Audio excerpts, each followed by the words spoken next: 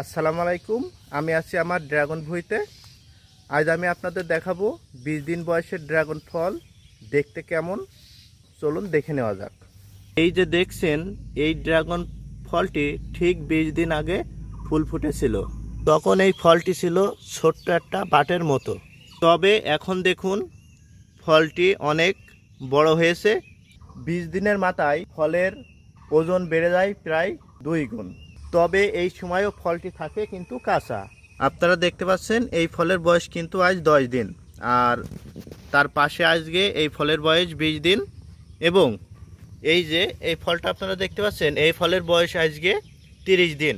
তো 30 দিন বয়সের ফল দেখতে কেমন আপনারা হয়তো দেখতে পাচ্ছেন।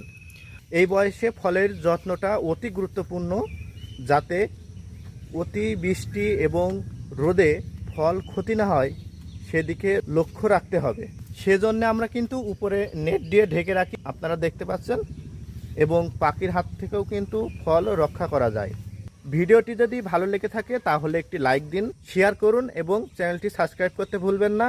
আপনাদের দোয়া থাকলে আরও ভালো ভিডিও বানাবো ইনশাল্লাহ। ধন্যবাদ সবাইকে। ভালো থাকুন, কৃষকের পাশে থাকুন। আসসালামু আলাইকুম।